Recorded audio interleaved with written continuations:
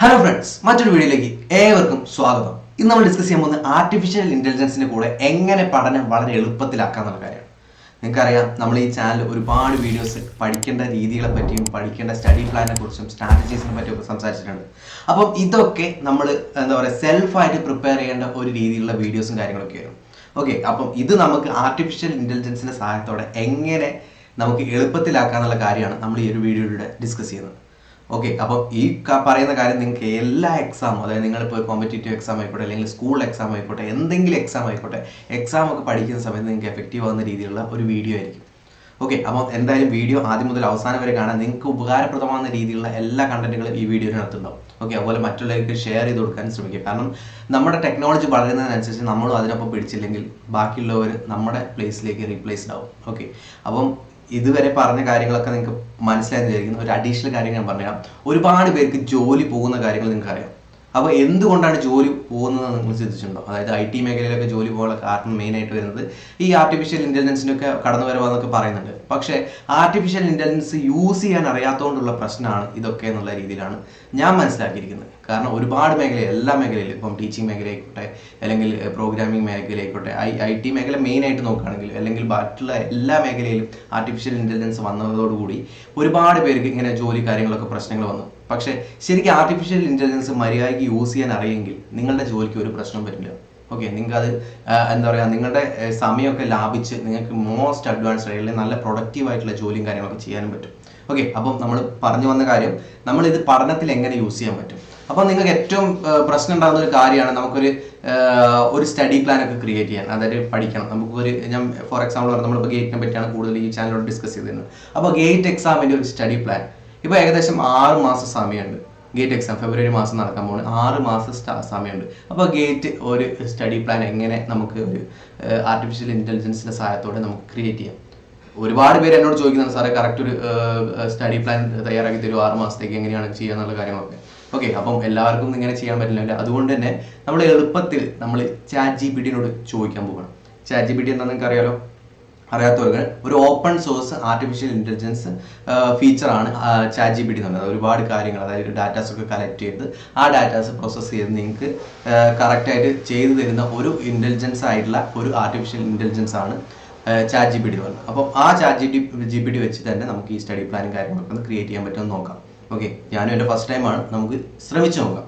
അപ്പോൾ നമ്മൾ ജസ്റ്റ് നോക്കേണ്ട കാര്യം, ഗൂഗിളിൽ സെർച്ച് ചെയ്യേണ്ട കണ്ടന്റ് എന്താണ്, ChatGPT സെർച്ച് ചെയ്യാം, അല്ലെങ്കിൽ ഓപ്പൺ AI എന്ന് സെർച്ച് ചെയ്താൽ മതി. Open AI. അപ്പോൾ ഓപ്പൺ AI എന്ന് പറയുമ്പോൾ ഒരു സൈറ്റ് വരും, അതിനകത്ത് ChatGPT കാണാം, ഇൻട്രൊഡ്യൂസിങ് ChatGPT എന്നൊക്കെ കാണാം. അപ്പോൾ ജസ്റ്റ് നിങ്ങൾ ഇൻട്രൊഡ്യൂസിങ് ChatGPT എന്ന് പറഞ്ഞ സൈറ്റിലോട്ട് കയറി കഴിഞ്ഞാൽ ഇതാണ് അതിൻ്റെ ഹോം സ്ക്രീൻ. ഓക്കെ, അപ്പം ഇതിനകത്ത് താഴെ ട്രൈ ChatGPT എന്ന് കാണാം. അവിടെ ക്ലിക്ക് ചെയ്ത് കഴിഞ്ഞാൽ ഒരു സൈൻ ഇൻ പേജ് അല്ലെങ്കിൽ സൈൻ അപ്പ് പേജ് കാണാം. അപ്പോൾ അതിൻ്റെ അകത്ത് ജസ്റ്റ് നിങ്ങൾ സൈൻ അപ്പ് പേജിലേക്ക് പോയി കഴിഞ്ഞാൽ, നിങ്ങൾ ഇതുവരെ ലോഗിൻ ചെയ്യാത്തവരാണെങ്കിൽ സൈൻ അപ്പ് പേജിലേക്ക് പോകാം. അവിടെ നിങ്ങൾക്ക് ഒരു ഇമെയിൽ ID വെച്ച് ചെയ്യാൻ പറ്റും. പക്ഷേ നിങ്ങളിവിടെ യൂസ് ചെയ്യുന്ന മാക്സിമം നിങ്ങളുടെ ഒരുപാട് റെലവൻ്റ് ആയിട്ടുള്ള കണ്ടന്റുള്ള മെയിൽ ID ഒന്നും യൂസ് ചെയ്യരുത്. അതായത് നിങ്ങൾ ഇതിന് വേണ്ടി തന്നെ സെപ്പറേറ്റ് ഒരു ചെറിയ സിമ്പിൾ മെയിൽ ID ക്രിയേറ്റ് ചെയ്ത് വെച്ച് കഴിഞ്ഞാൽ അത് ബെറ്റർ ആയിരിക്കും ഫോർ ഫ്യൂച്ചർ റെഫറൻസ് ഞാൻ പറയാം. അപ്പോൾ ഇതിനകത്ത് ഞാൻ ഓൾറെഡി ലോഗിൻ ആയിട്ടുള്ള മെയിൽ ID ഉണ്ട്. അപ്പോൾ അത് വെച്ചിട്ട് ഞാൻ കയറാൻ പോകും. എൻ്റെ പേഴ്സണൽ മെയിൽ ID ആണ്. അപ്പോൾ അതിനകത്ത് കയറി കഴിഞ്ഞിട്ട് ഇങ്ങനെ ഒരു വിൻഡോ ആണ്. അപ്പോൾ ഇതുവരെ ഞാൻ സെർച്ച് ചെയ്ത കാര്യങ്ങളൊക്കെ ഈ സൈഡിൽ, ലെഫ്റ്റ് സൈഡിൽ നിങ്ങൾക്ക് കാണാൻ പറ്റും വിൻഡോൻ്റെ അകത്ത്. അതുപോലെ തന്നെ വീഡിയോൻ്റെ റൈറ്റ് സൈഡിലായിരിക്കും. നമ്മൾ സ്ക്രീൻ നോക്കുന്ന സമയത്ത് അതിൻ്റെ ലെഫ്റ്റ് സൈഡിലായിരിക്കും. ഓക്കെ, അപ്പോൾ അതിനകത്ത് താഴെ ഒരുപാട് എക്സാമ്പിൾസ്, ക്യാപ്പബിലിറ്റീസ്, ലിമിറ്റേഷൻ ഇങ്ങനെയൊക്കെ കാണാം. അപ്പോൾ ഇതിനകത്ത് ഒരുപാട് കാര്യങ്ങൾ നമ്മളിപ്പോൾ explain quantum computing in simple terms ഇങ്ങനെയൊക്കെ കാണുന്നുണ്ട്. ഈ ക്വാണ്ടം കമ്പ്യൂട്ടിംഗ് എന്ന് പറഞ്ഞാൽ വളരെ എന്താ പറയുക, പ്രഡിക്ഷൻ നടത്തുന്ന ഒരു ടെക്നോളജിയാണ്. അതായത് ഭാവി പ്രവചിക്കുക എന്നുള്ള രീതിയിലൊക്കെ ഉണ്ടാകുന്ന കാര്യങ്ങളില്ലേ. അതായത് ഓരോ സാധനത്തിൻ്റെ അകത്തുണ്ടായി CMF എന്ന് പറയും, അതായത് കണ്ടിന്യൂസ് മാനിപ്പുലേഷൻ എന്നൊക്കെ പറയും. അതായത് ഫ്യൂച്ചറൊക്കെ പ്രവചിക്കുന്ന രീതിയിലുള്ള സംഭവങ്ങളൊക്കെ. അതായത് എന്തെങ്കിലും ഒരു ഇൻഡസ്ട്രിയൽ വർക്കോ അല്ലെങ്കിൽ എന്തെങ്കിലും കാര്യങ്ങളൊക്കെ നമുക്ക് ഡെവലപ്പ് ചെയ്ത് എടുക്കുന്ന പ്രോസസ്സിലാണ് കമ്പ്യൂട്ടിംഗ് എന്ന് പറയുന്നത്. കമ്പ്യൂട്ടിങ്ങിൻ്റെ ഏറ്റവും അഡ്വാൻസ്ഡ് വേർഷനാണ് ക്വാണ്ടം കമ്പ്യൂട്ടിംഗ് എന്ന്. അപ്പോൾ അതിൻ്റെ ഒരു സിമ്പിൾ വേർഷനൊക്കെ എക്സാമ്പിളായിട്ട് ചോദിച്ച കാര്യങ്ങളൊക്കെ ഇവിടെ കാണുന്നുണ്ട്. അപ്പം അതൊക്കെ വിടും, നമുക്ക് നമ്മുടെ കണ്ടന്റിലേക്ക് വരാം. അപ്പോൾ ഇവിടെ താഴെ സെൻഡ് എ മെസ്സേജ് എന്നൊരു ഓപ്ഷൻ കാണാം. Send A message. അപ്പോൾ അവിടെയാണ് നമ്മൾ റിക്വസ്റ്റ് കൊടുക്കേണ്ടത്. ജസ്റ്റ് നിങ്ങളുടെ ഫ്രണ്ടിനോട് പറയാം, അല്ലെങ്കിൽ എന്നോട് പറയുന്ന രീതിയിൽ പറയാം, sir I need a study plan for a 6 months GATE course, അല്ലെങ്കിൽ GATE 6 months study plan just type ചെയ്താൽ മതി. ഓക്കെ, അപ്പോൾ ജസ്റ്റ് നമുക്ക് ആവശ്യമുള്ള സാധനങ്ങൾ, I want a study plan for GATE in 6 months time span. Okay, അപ്പം ഇങ്ങനെ കൊടുത്തിട്ടുണ്ട്. അപ്പോൾ ഇതിനകത്ത് സ്പേസും കാര്യങ്ങളൊന്നും പ്രശ്നമില്ല, അത് ഓട്ടോമാറ്റിക്കലി റെക്കഗ്നൈസ് ചെയ്തോളും. ഓക്കെ, എന്നിട്ട് ഇവിടെ സെർച്ച് എന്ന ഓപ്ഷൻ ഉണ്ടാവും. റൈറ്റ് സൈഡിലൊരു സെർച്ച് എന്ന ഓപ്ഷൻ കൊടുത്തു കഴിഞ്ഞാൽ അവിടെ ഒരുപാട് കാര്യങ്ങൾ വരുന്നുണ്ട്. ഓക്കെ, അതായത് 6 മാസം നിങ്ങൾ എന്ത് ചെയ്യണം എന്ന രീതിയിൽ കാര്യങ്ങളൊക്കെ വരുന്നത്. ഓക്കെ, ഇതൊരു സെപ്പറേറ്റ് എക്സാം അല്ല, ഗേറ്റ് എക്സാമിന് വേണ്ടി മാത്രമല്ല, എല്ലാ എക്സാമിനും പ്രാക്ടിക്കബിളായ ഒരു ടെക്നോളജിയാണ്, അല്ലെങ്കിൽ ഒരു സ്റ്റഡി പ്ലാൻ ആണ്. ഓക്കെ, അപ്പോൾ നമ്മളിതിൽ എന്തൊക്കെ വന്നെന്ന കാര്യങ്ങളൊന്ന് ജസ്റ്റ് നോക്കാം, ജസ്റ്റ് ഒന്ന് അനാലിസ് ചെയ്യാം. ഇനി നമുക്ക് ഇതെല്ലാം ഇനി വേറെ വേണമെന്നുണ്ടെങ്കിൽ എന്ത് ചെയ്യണം എന്നൊക്കെ നോക്കാം. Prepare for gate exam 6 months നമ്മൾ ജസ്റ്റ് ഗേറ്റ് മാത്രമേ കൊടുത്തുള്ളൂ, പക്ഷേ ഗേറ്റ് എന്താ എക്സാം ആണെന്നൊക്കെ ഇതിനകത്ത് ഓൾറെഡി മനസ്സിലായി കഴിഞ്ഞു. ഓക്കെ, അപ്പം ഫസ്റ്റ് മാസം എന്ത് ചെയ്യണം? ഫെമിലൈസേഷൻ സിലബസ് ആൻഡ് ഓവർവ്യൂ, അതിൻ്റെ കാര്യങ്ങളൊക്കെ understanding gate syllabus and exam pattern through already. അതായത് നമ്മൾ എപ്പോഴും പറയുന്ന പോലെ തന്നെ എക്സാം പാറ്റേണും കാര്യങ്ങളൊക്കെ സിലബസും കാര്യങ്ങളൊക്കെ ഡീറ്റെയിൽ ആയിട്ട് ഇൻ ഡെപ്തിൽ നോക്കുക. ആദ്യത്തെ മാസം നിങ്ങൾ ചെയ്യേണ്ട കാര്യങ്ങളൊക്കെ identify the strength and weakness of different subject. അപ്പോൾ നിങ്ങളുടെ സ്ട്രെങ്ത്തും വീക്ക്നെസ്സും ഡിഫറെൻറ്റ് സബ്ജക്റ്റിൽ നിങ്ങൾ മനസ്സിലാക്കുക. നിങ്ങൾ ചിന്തിക്കണം, കാരണം ഒരു മനുഷ്യൻ പറഞ്ഞു തരുന്ന പോലെയാണ് നിങ്ങൾക്ക് ഈ ഡീറ്റെയിൽസും കാര്യങ്ങളൊക്കെ നിങ്ങൾക്ക് പറഞ്ഞിട്ട്, അതായത് പ്രോപ്പർ ആയിട്ടുള്ള ഒരു അനാലിസിസ് നടത്തിയിട്ട് പറഞ്ഞു തരുന്ന രീതിയിലാണ് ഈ ഒരു ആർട്ടിഫിഷ്യൽ ഇൻ്റലിജൻസ് നിങ്ങൾക്ക് വേണ്ടി ഈ ഒരു രീതിയിൽ റിക്വസ്റ്റ് വന്നപ്പം റിപ്ലൈ ആയിട്ട് തന്നത്. Okay, start with the core subject. Core subject നമുക്ക് എല്ലാവരും അറിയുന്ന കാര്യമാണ്. കോർ സബ്ജക്റ്റിന് വളരെ ഇമ്പോർട്ടൻറ്റ് ഗേറ്റ് എക്സാമിന്. ഇപ്പോൾ മെക്കാനിക്കൽ ആയിക്കോട്ടെ, സിവിൽ ആയിക്കോട്ടെ, ഏത് ഡിപ്പാർട്ട്മെൻറ്റ് ആയിക്കോട്ടെ, കോർ സബ്ജക്റ്റിന് വളരെ ഇമ്പോർട്ടൻ്റ് ഉണ്ട്, നല്ല രീതിയിൽ മാർക്ക് വെയിറ്റേജ് ഉണ്ട്. അപ്പോൾ അതിനകത്ത് സ്റ്റാർട്ട് ചെയ്യുക. Begin with the core subject and carry more weightages to each exam based on the branch. ഓരോ ബ്രാഞ്ചിൻ്റെ അകത്തും അതിൻ്റെ വെയിറ്റേജിനനുസരിച്ച് ആ വെയിറ്റേജ് ഉള്ള കൂടുതലുള്ള സബ്ജക്റ്റ് പഠിച്ചു തുടങ്ങുക. Okay, divide your time equally among the സബ്ജക്റ്റിന് കവർ ദ ബേസിക്സ് പഠിച്ചെടുക്കാൻ വേണ്ടി ഈ സബ്ജക്റ്റിന് അതിലെല്ലാം ഏരിയാസും കറക്റ്റായിട്ട് ഡിവൈഡ് ചെയ്ത് ടൈം മാനേജ്മെൻറ്റ് നടത്താം. Okay, study material selection. Study material choose a standard text book, reference book and online resources each subject. അതായത് കറക്റ്റ് നമുക്ക് പഠിക്കുന്ന സമയത്ത് നമുക്ക് എപ്പോഴും ഡൗട്ടുകളും കാര്യങ്ങളൊക്കെ ഉണ്ടാവും. ഓക്കെ, അതൊക്കെ നമുക്ക് പ്രോപ്പറായിട്ട് മനസ്സിലാവുന്നുണ്ടെങ്കിൽ കറക്റ്റ് സ്റ്റഡി മെറ്റീരിയലും കാര്യങ്ങളും വേണം. Gather study material, previous year question paper, അതുപോലെ തന്നെ മാക്സിമം പ്രീവിയസ് ഇയർ ക്വസ്റ്റ്യൻസും നമ്മൾ കളക്ട് ചെയ്യുക. ഓക്കെ, ഇനിയിപ്പോൾ സെക്കൻഡ് മന്തിലേക്ക് ഇൻ ഡെപ്ത് സ്റ്റഡി, അതായത് ബേസിക്കും കാര്യങ്ങളൊക്കെ ഉണ്ടായി കഴിഞ്ഞാൽ ബേസിക് സബ്ജക്റ്റുകൾ പഠിക്കുന്ന സമയത്ത് നമുക്ക് ഒരുപാട് സബ്ജക്റ്റുകൾ പഠിക്കാനുണ്ട്. എഞ്ചിനീയർ മാത്സ് പഠിക്കേണ്ടാവും, എഞ്ചിനീയർ മെക്കാനിക്സ് പഠിക്കണം, അതുപോലെ ഒരുപാട് സബ്ജക്റ്റുകളും കാര്യങ്ങളൊക്കെ പഠിക്കാനുണ്ടാവും. അതൊക്കെ ബേസിക് സബ്ജക്റ്റുകൾ കഴിഞ്ഞ് കഴിഞ്ഞാൽ കുറച്ചും കൂടി എന്താ പറയുക, ഇൻ ഡെപ്തിൽ പഠിക്കാൻ നോക്കാം. Divide deeper into the subject, core subject, grasp the concept through. അല്ലെ കൺസെപ്റ്റ് ഒക്കെ മനസ്സിലാക്കി solve problems, numerical strength of understanding, maximum problems ഒക്കെ സോൾവ് ചെയ്യാൻ നോക്കുക. സബ്ജക്റ്റ് വൈസ് പ്രാക്ടീസ്, അതുപോലെ തന്നെ start solving subject wise practice papers and previous GATE papers. ഇവിടെയാണ് നമ്മൾ പറഞ്ഞതിൻ്റെ ഇമ്പോർട്ടൻസ് വരുന്നത്. കാരണം ഫസ്റ്റ് മന്ത് നിങ്ങൾ കാര്യങ്ങളൊക്കെ മനസ്സിലാക്കാൻ വേണ്ടി മാത്രമേ പറഞ്ഞിട്ടുള്ളൂ. സെക്കൻഡ് മന്ത് തൊട്ട് നിങ്ങളുടെ എക്സാംസ് ഒക്കെ പ്രിപ്പയർ ചെയ്യാൻ കൂടി പറഞ്ഞിട്ടുണ്ട്. ഓക്കെ, എക്സാംസ് ഒക്കെ പ്രിപ്പയർ ചെയ്യാം. അതുപോലെ തന്നെ analyse your performance, identify the areas need to improve. അതായത് ഓൾറെഡി നിങ്ങൾ വീക്ക് സബ്ജക്റ്റും കാര്യങ്ങളൊക്കെ നിങ്ങൾ നോക്കിയിട്ടുണ്ടായിരുന്നു. അതിൻ്റെ കൂടെ തന്നെ ഇനിയും എന്തൊക്കെ കാര്യങ്ങളിൽ ഇമ്പ്രൂവ്മെൻറ്റ് വരുത്താനുള്ള കാര്യങ്ങളൊക്കെ നോക്കാം. ഓക്കെ, ഇനി അതുപോലെ തന്നെ മോക്ക് ടെസ്റ്റുകളും കാര്യങ്ങളൊക്കെ.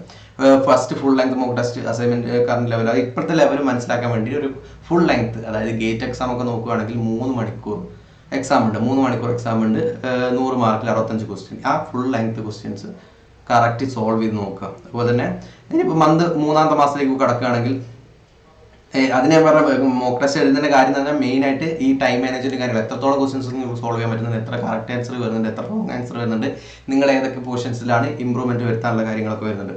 ഓക്കെ, ഇനി അടുത്ത 3-ാം മാസത്തിലേക്ക് കംപ്ലീറ്റ് കോർ സബ്ജക്ട് കംപ്ലീറ്റ് ആയിരിക്കണം 3 മാസത്തിനുള്ളിൽ തന്നെ. Okay, wrap up the study core subject and make consistent notes for revision. അതായത് അതിൻ്റെ അകത്തുനിന്ന് കറക്റ്റ് നമ്മൾ ഷോർട്ട് നോട്ട്സും കാര്യങ്ങളൊക്കെ പ്രിപ്പയർ ചെയ്ത് വെക്കുക. ഓക്കെ, ഇതൊക്കെ ഞാൻ ഓൾറെഡി പല വീഡിയോയിലും പറഞ്ഞിരുന്ന കാര്യങ്ങളാണ്. കണ്ടോ, അത്ര കറക്റ്റായിട്ട് നമുക്ക് ഒരു ആർട്ടിഫിഷ്യൽ ഇൻ്റലിജൻസിൻ്റെ സഹായത്തോടെ നമുക്ക് ഈ കാര്യങ്ങളൊക്കെ നോക്കി കിട്ടും. അതായത് നിങ്ങൾക്ക് ഇനിയും പഠിക്കാൻ പറ്റുന്നില്ല, എനിക്ക് സ്റ്റഡി എങ്ങനെ പഠിക്കണം എന്ന് പ്ലാൻ ചെയ്യാൻ പറ്റുന്നില്ല എന്ന കാര്യങ്ങളൊക്കെ പറയുന്ന ആളുകളോടാണ് ഞാൻ പറയുന്നത്. നിങ്ങൾക്ക് വേണ്ട രീതിയിൽ നിങ്ങൾക്ക് അഡാപ്റ്റീവ് ആയിട്ട് സ്റ്റഡി മെറ്റീരിയലും കാര്യങ്ങളൊക്കെ ഇതുപോലുള്ള ആർട്ടിഫിഷ്യൽ ഇൻ്റലിജൻസിൻ്റെ സഹായത്തോടെ നിങ്ങൾക്ക് ക്രിയേറ്റ് ചെയ്തെടുക്കാൻ പറ്റും, മറ്റുള്ള ഒരാളുടെ സഹായം കൂടി ഇല്ലാതെ. ഓക്കെ, ജസ്റ്റ് നിങ്ങളുടെ ഫോൺ യൂസ് ചെയ്തിട്ട് തന്നെ നിങ്ങൾക്ക് ചെയ്യാൻ പറ്റും. ഈ ഒരു ഓപ്പൺ AI എന്ന സോഫ്റ്റ്വെയർ നിങ്ങൾക്ക് ഗൂഗിൾ പ്ലേ സ്റ്റോറിലും അതുപോലെ തന്നെ ആപ്പിൾ സ്റ്റോറിലും ഒക്കെ അവൈലബിൾ ആണ്. ഓക്കെ, അല്ലെങ്കിൽ ഗൂഗിൾ ക്രോമിലായിട്ട് ഡയറക്റ്റ് സെർച്ച് ചെയ്താലും മതി. Focus and understanding the underlying principles of applying concept practice and revision. പിന്നെയും അതായത് നമ്മളിപ്പോൾ ഫസ്റ്റ് പഠിച്ചു തുടങ്ങിയ കാര്യങ്ങളൊക്കെ റിവിഷനിലേക്ക് അധികം കാര്യങ്ങളൊക്കെ പോകാം. ഇനി ഇൻഡത്തിൽ ഞാൻ കാര്യങ്ങളൊന്നും വായിക്കില്ല, ജസ്റ്റ് ഹെഡിങ് മാത്രം വായിച്ചു പോകാം.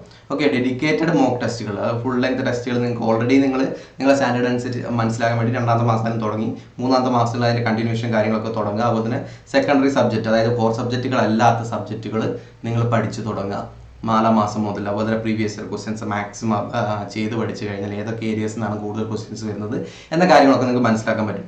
ഓക്കെ, അപ്പം അതുപോലെ തന്നെ റിവൈസ് കോർ സബ്ജക്റ്റ് ഓൾറെഡി നിങ്ങൾ പഠിച്ച് കംപ്ലീറ്റ് ആയി കഴിഞ്ഞു 3ാം മാസം തന്നെ. അതിൻ്റെ റിവിഷൻ നിങ്ങൾ 4ാം മാസം ചെയ്തിരിക്കണം.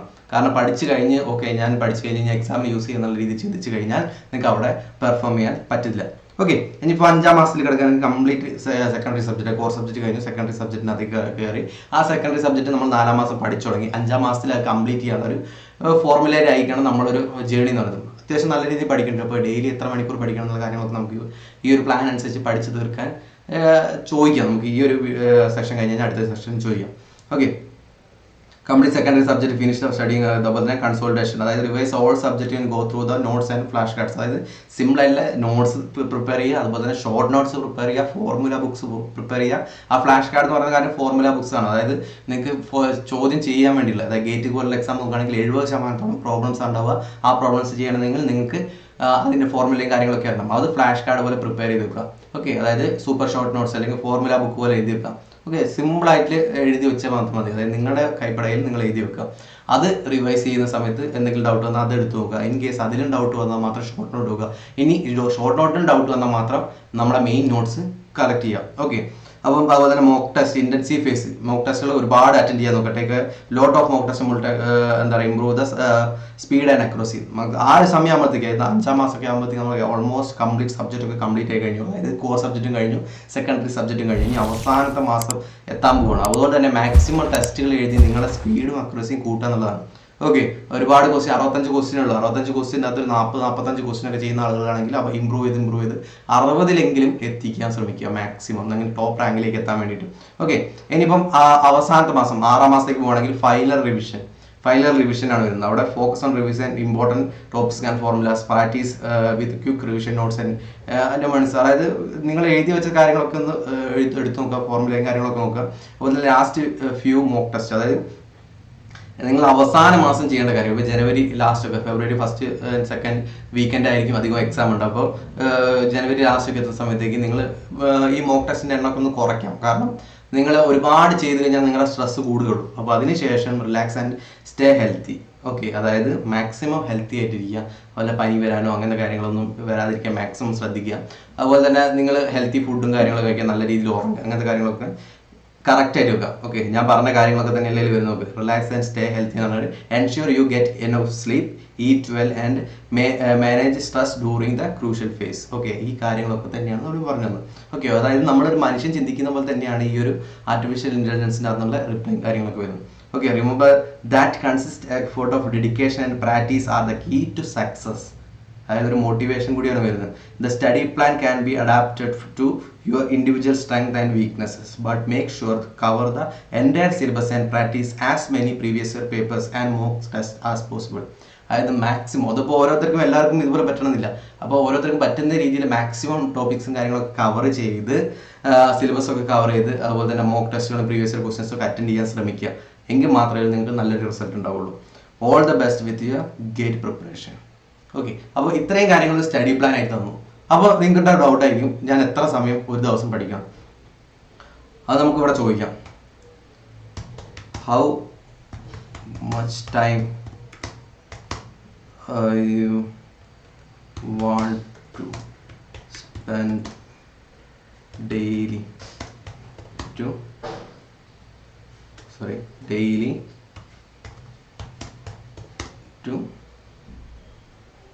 this study plan. ഇതൊന്നും വേണമെന്നില്ല, അതായത് ജസ്റ്റ് നിങ്ങൾക്ക് എന്താ ആവശ്യമുള്ള സാധനങ്ങൾ നോക്കാം.